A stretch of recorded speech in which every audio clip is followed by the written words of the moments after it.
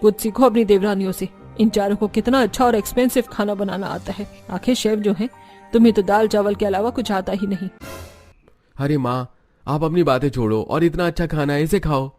सभी पेट भरकर खाना खाते हैं, लेकिन सुलेखा की ऐसी बातें सुनने के बाद चारों देवरानियों को थोड़ा अजीब लगता है, लेकिन वो ज्यादा इस बारे में नहीं सोचती। अब अगले ही दिन सुलेखा अपनी बड़ी बहू से कहती है, कान खोल कर सुन लो, सीमा घर के सारे काम तुम ही करोगी।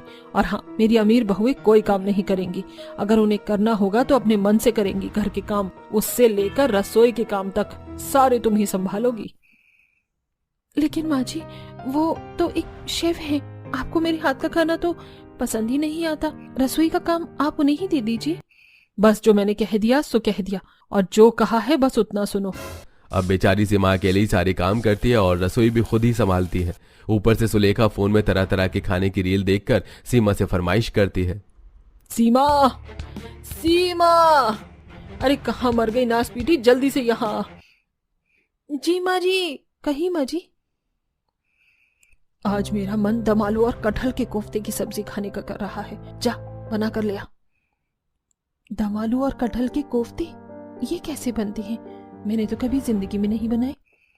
अब खड़ी खड़ी मुंह क्या देख रही है? जा जाकर बना, बहुत भूख लग रही है मुझे।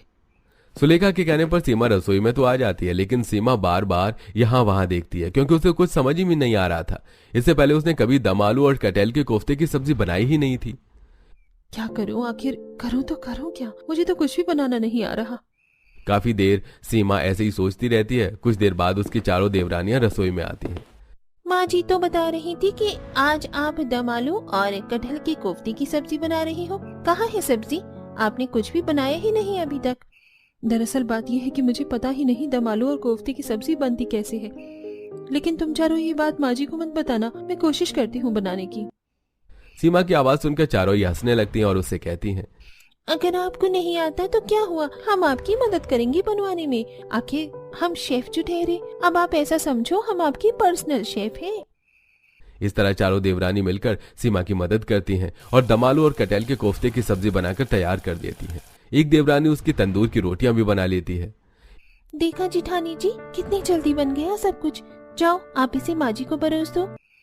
सच बताऊं तो जीवन में इतनी गरीबी देखी है कि ऐसे खाने की तो मैं कभी कल्पना भी नहीं कर सकती। बनाना तो बहुत दूर है। तुम चारों ने तो बिल्कुल टीवी में आने वाले शेफ की तरह बना दिया।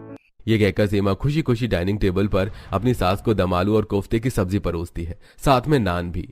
अरे वाह, इसने तो सब कुछ बना लिया। मैं तो इसकी बेइज्जती करने की सोच रही थी, लेकिन ये तो उल्टा ही हो गया।